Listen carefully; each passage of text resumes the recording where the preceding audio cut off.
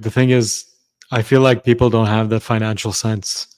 I feel like even my own parents don't have that financial sense because that's past their time, when things was a lot simpler. And I want to expand on what you said about going to the club because so far we've been talking about like the external factors affecting us millennials in terms of finances. Kind of, we got to deal with the fact that university isn't important anymore. The education system, don't be too strong about it, but basically they failed us as a whole. Maybe certain individuals here and there doing good, but as a whole, I feel like they failed us in North America. And then you also got like what other people would say is a bit of a complicated financial system, and they're not aware of like whatever external force kind of plays with that. Yep. Now I want to go for now I want to move forward with kind of giving. Now we kind of like gave some people. So okay, to recalibrate, the common complaints I get from my parents and their generation that is that we're being lazy, Hmm. we're not showing initiative, we expect the easy life and things like that. I want to talk about what are we doing to screw ourselves internally when it comes to our finances. You mentioned the club, like throwing all this money at the club. I don't like clubs anymore. I used to. Now it's just a loud place where my ears ring and I smell like crap and my wallet is dead. That's right. I also would argue like people are spending way too much money on Starbucks. Like each coffee is like $20 these days, not even including tip. I would also say like we're focusing on short term enjoyments, like Yes, sir. little dopamine hits, not ensuring like a long like a long term happiness where we've got an established house, we've got an established family, we've got the wife and kids. Like in addition to this or expanding on this, what are we doing to screw ourselves in terms of our mentality and our culture, the millennials and the Gen Z? You said it. You said it already, man. It's the short term mindset. That's it. And it is a product of our system. That's the problem, though, right? We're being programmed to have instantaneous gratification, results, pleasure, etc. It's part of the issue, man. I mean, if you're hungry, you can pop in a frozen dinner, put it in the microwave, and in 2 or 3 minutes, you're good. Off you can eat, right? Now you got this whole Chat GPT thing. Yeah, I don't know what I'm gonna write. All right, let me speak it into this system, and it'll spit out for you whatever you need in moments, right? And the you communicating with somebody, for example, you can easily communicate with somebody across the world in a moment, right? Through text message, email, WhatsApp, DM, whatever. So we're programmed to have instantaneous, right? Everything is so instant, and that's part of the issue, right? We're programmed for that, but there is a discipline about going about business, right? Learning about the discipline, the consistency of things, right? It's like exercising. I didn't. I mean, I dropped all the weight and the body fat, but it took me almost a year, and I was getting up.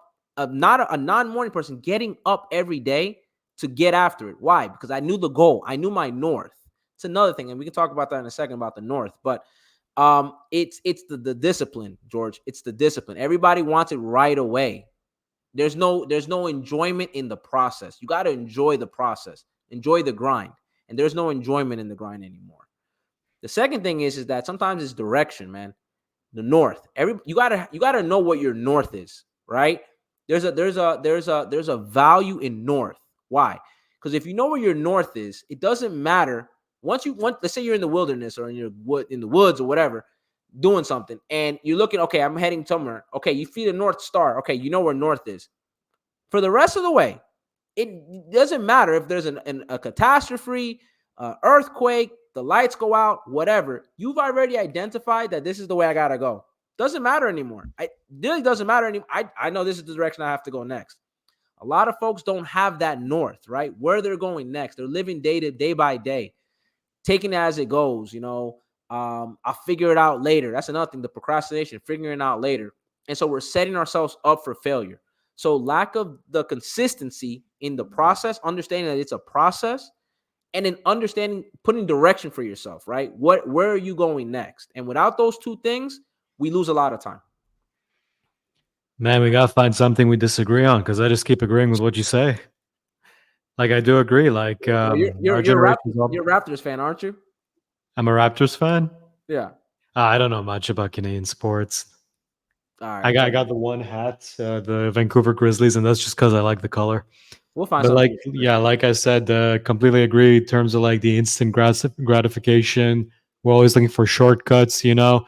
Like we'll have back in the day, a trade union was more about work condition. Now people are starting unions. They just want to stay where they are, but be paid more for just staying where they are. Like I'm seeing a lot of people protest. They want higher wages, they want more benefits.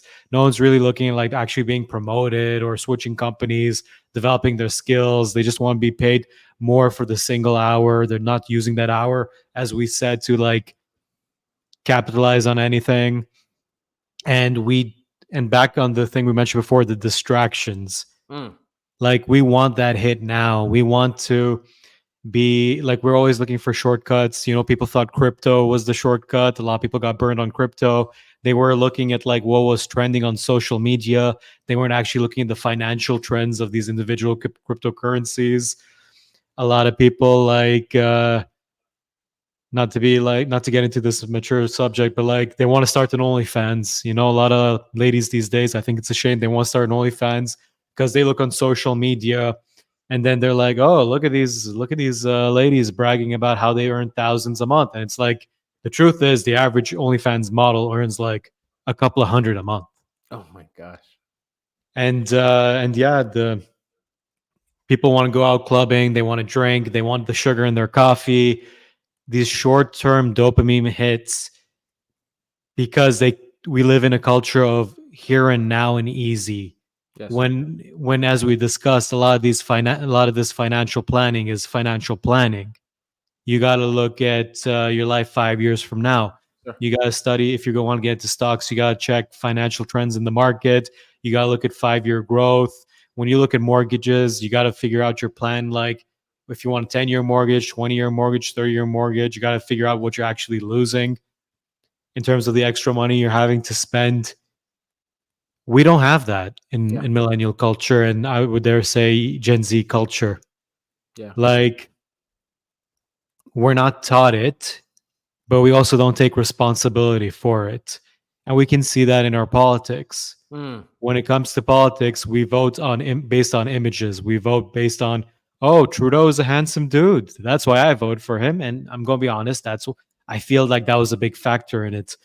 We vote based on emotional appeals. Like I'm going to see a lot of politicians and candidates championing like ideological stuff or societal stuff or cultural stuff. It's like, bro, I just want lower taxes. that's right. I want a stronger economy. Maybe when I was 22 and like very like revolutionary, which you see a lot in the university, Right. I could justify voting based on emotional appeal, not realize that I was living the good life as a residual of still living with my parents. Yes, sir. But now I'm 29. I just became 29. And I wish I thought of my finances years ago. I wish I took advantage of the time instead of just like pursuing the partying life where, you know, I could be happy in the moment, not before, not after, just in the moment. And it's such a short term happiness. Now I want to have a house. Guess what? Can't afford a house. Mm, Now I want to make investments. Guess what? I was never taught about bonds, treasury bills, mutual funds. Now I want to have a family and start kids. But now I'm stuck having to focus on my career, and also whichever partner I'm going to have also has to focus on her career. No one really has time for the kids. No one really that's right. has time to build a family because even though I do believe more in traditional families, we live in a world where we can't reasonably expect to ask our wives to put their whole career on hold to have kids. Yeah. And what is like that? I'm going to say the buck ends with us. That's our fault. Yes, sir.